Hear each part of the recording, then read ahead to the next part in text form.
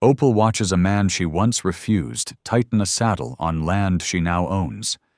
She needs a foreman to save the ranch. He needs the work to stop drifting.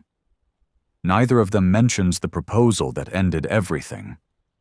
The ranch sits miles from town, fenced in by distance and debt. Roof leaking, fences sagging, cattle thinning.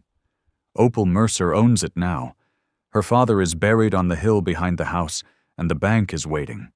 She came back because the land was left to her. She stayed because leaving again would mean admitting she failed. The man she hires is Hack Calder. 10 years ago, he asked her to marry him. She said no, and watched him ride away. Now they work side by side, mending fence, moving cattle, rebuilding what time and neglect broke. They don't speak about the past, because speaking would change who holds the power and who might have to leave. Opal stands in the yard as a stranger rides through the gate she owns. The horse slows near the fence. Dust lifts, then settles. Opal keeps her hands still at her sides. The deed papers sit folded in her pocket, heavy as stone. The ranch looks smaller than it did in her memory. Fence posts lean. A hinge hangs loose. The wind moves through grass she hasn't cut yet. The man swings down from the saddle. Leather creaks. His boots hit the earth once. He removes his hat but doesn't step closer. "Looking for work," he says. His voice is lower than she remembers. Quieter, like it's been worn thin by roads that never ended. She studies him without greeting. The years show in his face first. Lines at the eyes, a mouth that no longer waits for answers. Hack Calder stands in her yard like any other drifter, except he knows the land. He knows where the fence should run straight. "You ride alone?" she asks. He nods once. The wind presses against the house behind her. A shutter knocks loose wood against wood. Opal doesn't turn to look. She already knows what's broken. "I need a foreman," she says. Hack glances past her shoulder, takes in the sagging roof. The corral gate tied shut with rope instead of iron. He looks back at her hands. Empty. Steady. "You paying wages?" he asks. "Yes." "How long?" "As long as the work lasts." A pause stretches between them. Footsteps approach from nowhere, then stop. Hack shifts his weight but doesn't step back toward his horse. "I can start today," he says. Opal meets his eyes then. The past sits there, unsaid, heavy, waiting. "Good," she answers. "There's fence down by the south pasture." She turns toward the house first. He follows. Neither of them speaks the name of what they used to be. Opal sets a ledger on the table and waits for Hack to read it. The kitchen smells of dust and cold coffee. Lamplight sits low on the table, catching the edge of the ledger she opened before he came in. Opal does not offer him a chair. "These are the wages," she says. "Paid weekly." Hack steps closer but doesn't touch the book. His hands stay loose at his sides. Leather creaks as he shifts his weight. "And the hours?" he asks. "Daylight," she answers. "We stop when we can't see." He nods. Once. She turns the page. Wood scrapes softly as the ledger moves. "You'll sleep in the bunkhouse. Meals here. No stock sold without my say. No repairs done without telling me first." Hack exhales through his nose. Not amused, not offended. Just listening. Silence stretches. The lamp flickers. Outside, wind moves along the eaves, testing loose boards. Hack finally looks up. "You planning to watch every nail I drive?" "I'm planning to keep this place standing," Opal says. "Those aren't the same thing." He studies her face. Not the room. Not the land. Her, as if weighing something he hasn't touched in years. "And if I don't agree?" he asks. She closes the ledger. The sound lands clean. Final. Then I'll pay you for today's work and you'll ride out before dark. Another pause. Footsteps sound on the porch. Then stop. Hack lifts his hat, turns it once in his hands and sets it back on his head. I'll take the job, he says. Opal nods, no smile, no relief. She slides the ledger toward the edge of the table. One more thing, she says. He waits. We don't talk about the past. Hack meets her eyes again. His jaw tightens, then settles. That suits me, he says. She opens the ledger back to the first page. The work has begun. They work the fallen fence without speaking as the sun climbs higher. The posts lie scattered where the wire gave way. Splintered wood, rusted staples half buried in dirt. Opal carries the hammer. Hack shoulders the new posts without being asked. They settle into a rhythm that doesn't require words. He digs. Earth breaks under the blade. She measures, counts, paces, marks the ground. Dust clings to her skirt hem. Wind presses against her back. The work warms her arms faster than she expects. When she lifts the wire, Hack steps in without looking at her. His hands hold steady while she pulls it tight. Higher, she says. He adjusts, no comment. They move down the line, one post at a time. The fence begins to straighten. The land responds the way it always has. To attention, not memory.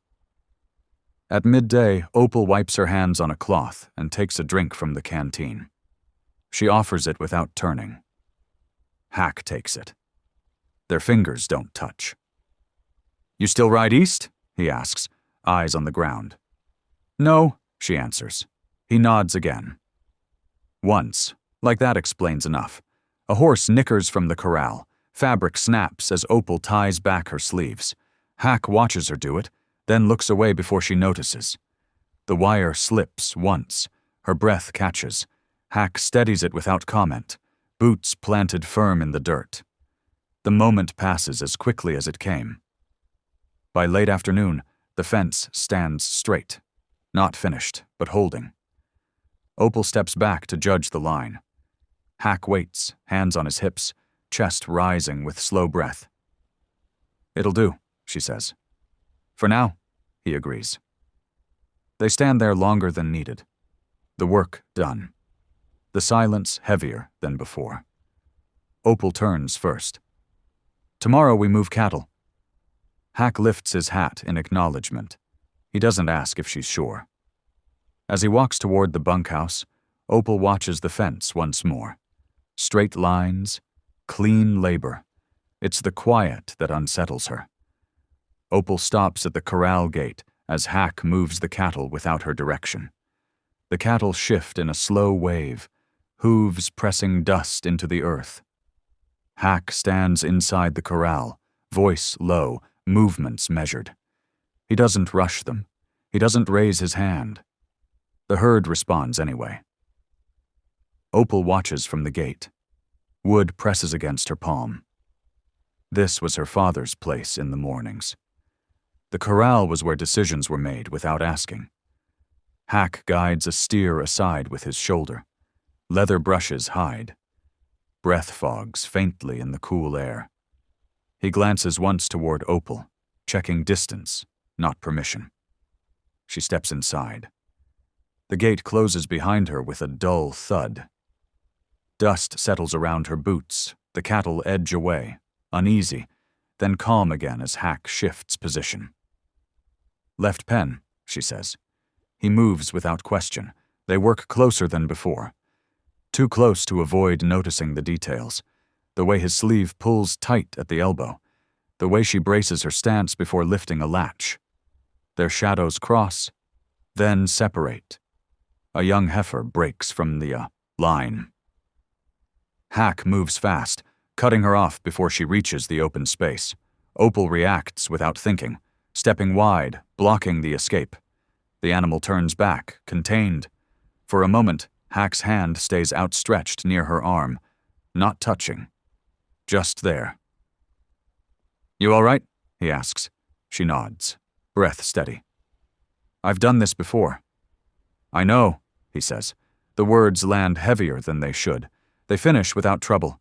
The cattle settle. The pen holds. Hack wipes his hands on his trousers. Your father let the rails rot, he says, but the layout's sound. Opal stiffens, then exhales. I'll replace them, she says. I can help, he replies. She meets his eyes, measures the offer, accepts it without saying yes. As Hack walks past her toward the tool shed, Opal remains inside the corral. The land listens. So does she. What unsettles her most isn't his competence. It's how easily she trusted it. Opal hears Hack's footsteps pause outside the kitchen after dark. The lamp is already lit when he knocks. Not hard. Just enough to be heard. Opal wipes her hands on a cloth and opens the door without asking who it is. Hack stands on the threshold, hat in his hands. Lamplight cuts his face in half. Dust marks his boots. He doesn't step inside. The south fence will need wire, he says. I can ride into town tomorrow. Opal nods. Take the bay. He hesitates, breath visible in the cooling air. Wood creaks as he shifts his weight. There's something else, he says. She waits. Hack looks past her shoulder into the quiet room. The table is set for one. A second plate rests clean on the shelf. He notices it, then looks away. You don't have to eat alone, he says. The words are plain. The offer is not. Opal's fingers tighten around the doorframe. She keeps her voice level. I'm used to it. I figured, he replies. Silence stretches. The lamp flickers. Fabric rustles as she adjusts her sleeve. Neither moves to end the moment. 10 years ago? Hack begins. She raises her hand. Not sharply, just enough. We agreed, she says. He stops, swallows. The pause costs them both. Tomorrow, then, he says. Tomorrow, she answers. Hack steps back into the dark. His footsteps move away, slow and deliberate. Opal closes the door and rests her palm against the wood. She does not lean into it. At the table, she sets a second plate without sitting down. The food cools untouched. What remains between them isn't anger. It's restraint, and the growing price of it. Opal asks the question while Hack washes his hands at the pump. Water splashes against the basin. Hack scrubs dirt from his fingers, head lowered. The sound fills the space between them longer than needed. Do you regret it? Opal asks. He stills. Water runs over his knuckles. He turns the pump handle once more, then stops it. Regret what? He says. She steps closer. Dust shifts under her boots. Asking me to marry you. Hack dries his hands on a cloth that has seen better years. He doesn't face her yet. No, he answers. The word lands clean. No hesitation, no edge. Opal nods, once. Would you ask again? Hack finally turns. The distance between them closes to a few feet. Breath moves slow, measured. Not while I work for you, he says. The answer is careful, deliberate. It costs him something to say it that way. Opal studies his face. The lines there weren't carved by comfort. She could end this with one sentence, fire him, change the balance, force a different truth.